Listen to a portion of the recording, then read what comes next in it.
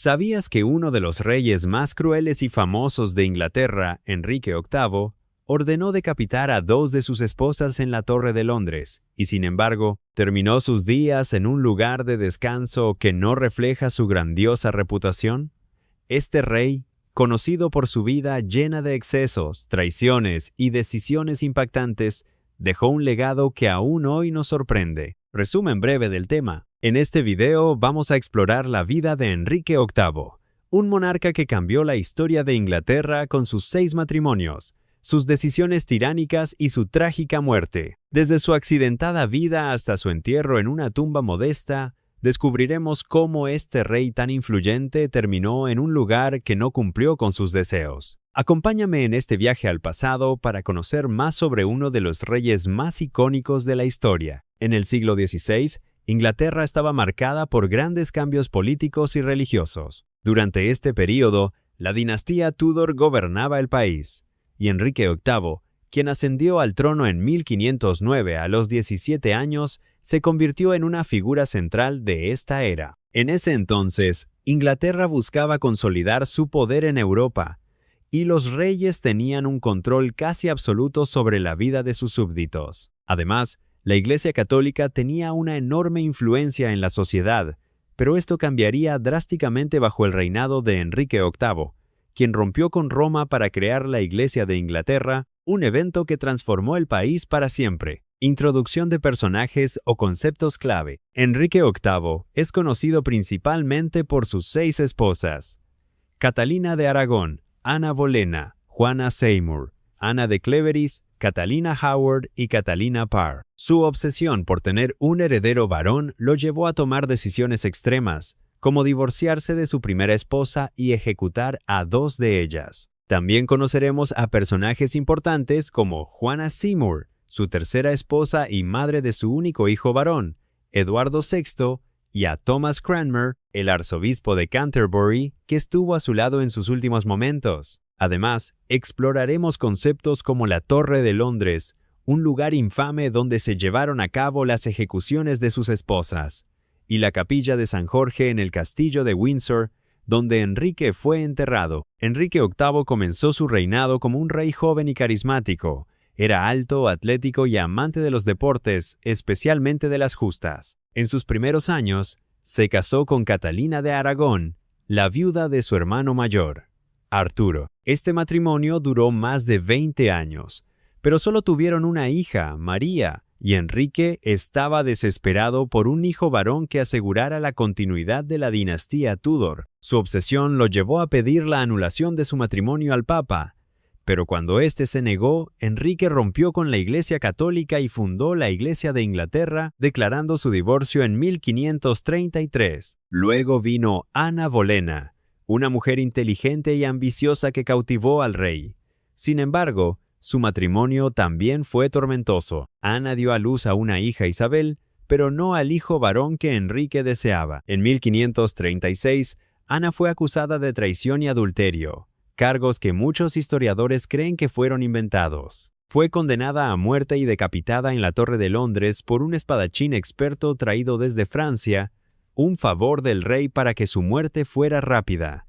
Tras la ejecución de Ana Bolena, Enrique se casó con Juana Seymour, quien finalmente le dio el hijo que tanto anhelaba, Eduardo, en 1537. Sin embargo, la felicidad duró poco.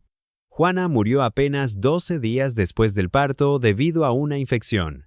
Enrique quedó devastado, y muchos dicen que ella fue la esposa que más amó. En su testamento, dejó claro que deseaba ser enterrado junto a Juana, mostrando el lugar especial que ocupaba en su corazón. Los siguientes matrimonios de Enrique no fueron más felices.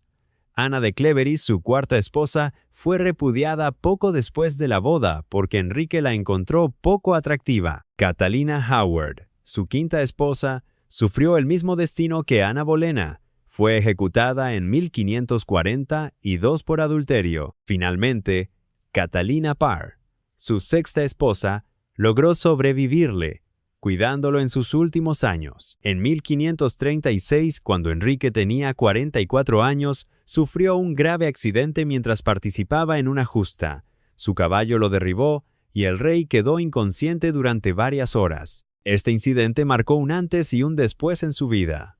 Antes del accidente, Enrique era un hombre activo y relativamente razonable, pero después se volvió más irritable, paranoico y cruel. Además, comenzó a ganar mucho peso, lo que agravó sus problemas de salud. Las heridas del accidente, especialmente una úlcera en la pierna que nunca sanó, lo dejaron casi inmovilizado en sus últimos años, y su carácter se volvió cada vez más tiránico. Este cambio de personalidad tuvo consecuencias devastadoras. Enrique empezó a desconfiar de todos, incluso de sus amigos más cercanos. Ordenó la ejecución de varios de ellos, como Thomas More y Thomas Cromwell, y luego se arrepintió de sus decisiones. Su corte se convirtió en un lugar lleno de miedo, donde nadie estaba seguro de lo que el rey podría hacer a continuación. En enero de 1547, Enrique VIII cayó gravemente enfermo.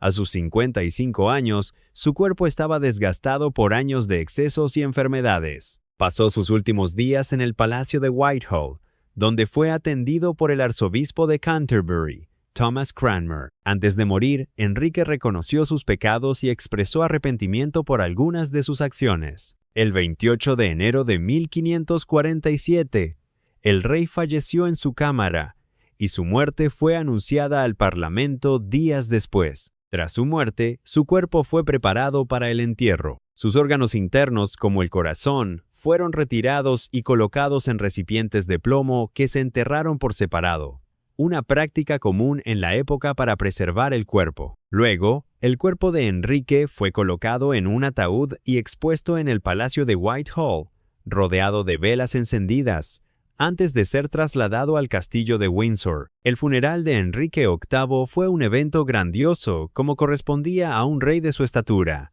Su ataúd fue llevado en una procesión de 6 kilómetros desde el Palacio de Whitehall hasta el castillo de Windsor. El camino fue tan concurrido que tuvieron que ensanchar las carreteras para que pasara el cortejo. El ataúd, cubierto con una efigie de cera de Enrique adornada con joyas y vestida con ropas reales, era tirado por caballos cubiertos de tela negra. Esta efigie permitió que muchas personas vieran por primera vez cómo era su rey. Durante el trayecto, el cortejo se detuvo en la abadía de Sion para descansar. Aquí surgieron rumores inquietantes.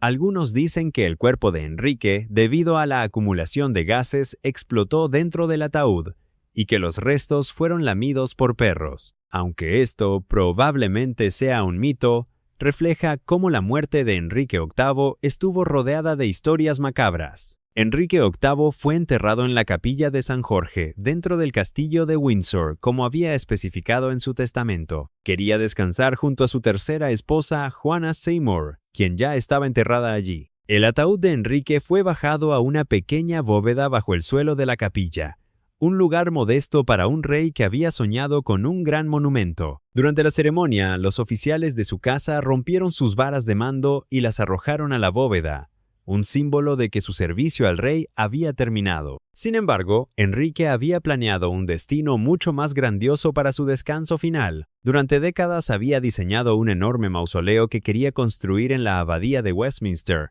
junto a las tumbas de sus padres Enrique VII e Isabel de York. Este mausoleo debía ser un 25% más grande que el de sus padres, con esculturas elaboradas por artistas italianos. Enrique discutió personalmente los detalles del diseño, pero murió antes de que el proyecto estuviera terminado, y sus hijos no quisieron invertir en completarlo. A lo largo de los siglos, la bóveda de Enrique VIII fue abierta varias veces, lo que perturbó su descanso. La primera vez ocurrió en 1649, cuando Carlos I, un rey de la dinastía Estuardo, fue enterrado en la misma bóveda. Carlos I había sido ejecutado tras la Guerra Civil Inglesa, y su entierro fue discreto para evitar que los realistas lo convirtieran en mártir. Para hacer espacio, los trabajadores tuvieron que mover el ataúd de Enrique, y se cree que lo dañaron en el proceso. Más tarde, en 1710, un pequeño ataúd con los restos de un hijo de la reina Ana, la última monarca Estuardo, también fue colocado en la bóveda. Y en 1813, durante trabajos de construcción en la capilla de San Jorge, la bóveda fue abierta nuevamente. En esta ocasión, Las autoridades abrieron el ataúd de Carlos I para inspeccionarlo y notaron que el ataúd de Enrique estaba en mal estado. El soporte de madera se había roto y el ataúd se había partido, dejando el cuerpo expuesto al aire. El dato más impactante sobre Enrique VIII es que a pesar de ser uno de los reyes más poderosos y temidos de Inglaterra, su tumba no refleja su legado. Quería un mausoleo grandioso en la abadía de Westminster, pero terminó en una pequeña bóveda bajo el suelo de la capilla de San Jorge, rodeado de personas que, en vida, habrían sido sus enemigos, como Carlos I, un Estuardo, la dinastía que Enrique despreciaba. Además, su ataúd fue dañado varias veces, y su cuerpo, que él quería preservar para la eternidad, quedó expuesto al deterioro. Consideración de las consecuencias o la importancia de los hechos. La modesta tumba de Enrique VIII nos muestra cómo incluso los reyes más grandes pueden ser olvidados por el tiempo. Su deseo de un monumento que reflejara su poder nunca se cumplió, y hoy,